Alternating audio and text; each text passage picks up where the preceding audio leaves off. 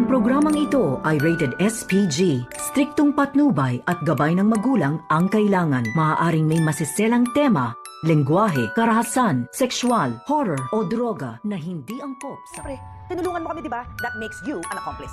If we go down, damay ka. I know. Narito na nga ang ating pakabangan ngayong Biyernes sa Abot Kamay na Pangarap.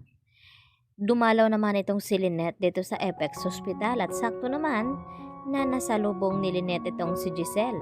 At dito na sinabi ni Giselle dito kay Lynette na may bago daw silang nakuhang ebidensya na magdidiin na nga dito kay Moira.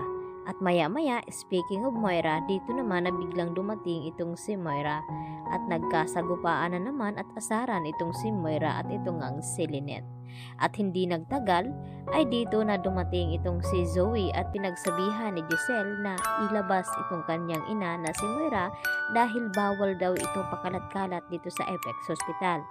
At dito nakiramdam itong si Moira na umalis na itong si Giselle at itong si Lynette. Subalit nakiusap itong si Moira dito sa nurse na kanyang sinuhulan na pwede daw siyang tulungan upang makapasok sa kwarto dito ni Don Pepe. At muntik-muntikan na rin na mapahamak itong si Don Pepe dahil sa ginawa ni Moira. Buti na lamang ay bigla naman na sinabi ng nurse nang tumulong sa kanya na bilis-bilisan dahil parating na daw itong si Lynette. Baka maabutan pa itong si Moira at dahil sa pagmamadali nga ni Moira ay nahulog itong kanyang porch dito sa kanyang damit.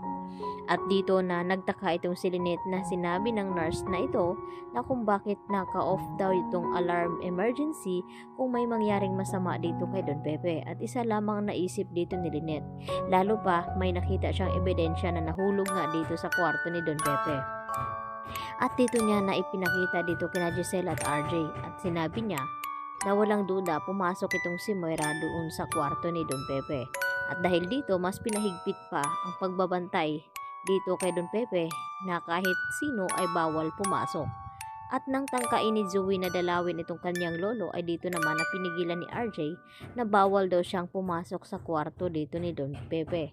At nagtataka itong si Zoe dahil sa ngayon ay mayroon na nga silang nakuhang ebidensya na hindi alam ni Moira. At gugulatin na lamang ito na dadamputin na nga siya ng mga pulis. At dito naman na tumawag itong si Moira kay Nerissa at nangumusta itong si Nerissa kung kumusta daw itong si Don Pepe. At ibinalita nga dito ni Moira na still kumatos pa daw at save pa rin ang kanilang sikreto. At dito naman na sinabi ni Nerissa kay Moira na kung bakit damay siya. Dahil tinulungan daw ni Nerissa itong sila Moira at ito na nga yung sasakyan. Kaya kung babagsak man daw itong sina Moira at Zoe, sigurado damay din daw itong si Nerissa. Kaya kinabahan naman siya ito. At nagulat ng gusto itong si Nerissa nang biglang may mga pulis na dumating at inabangan siya at kasama itong si Giselle. At dito na nga na sinabi ni Nerissa na kung ano daw ang pakay ng mga pulis at kung bakit dadamputin siya. At dito naman na sinabi ni Giselle sa kanya na walang duda dahil siya ang nakita na may-ari ng sasakyan na ginamit sa pagkidnap dito nga kay Don Pepe.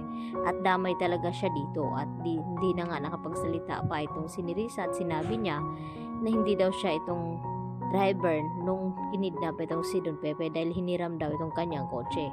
At mapipilitan naman na magsalita itong si Nerissa dahil pinipiga na nga siya ng husto ngayon ni Giselle na magsabi kung sino ang kanyang mga kasabwat kung ayaw niyang mabulok sa kulungan. Samantala, nagkakagulo naman itong pagsama ni Giselle at Justin dito kina Lynette at Annalyn na kumain sa labas dahil sa inihandang pasabog dito ni Moira sa kanila. Yan ang ating pakatutukan bukas. Dito lamang yan sa Abot Kamay na Pangarap. Yan lang po at marami pong salamat.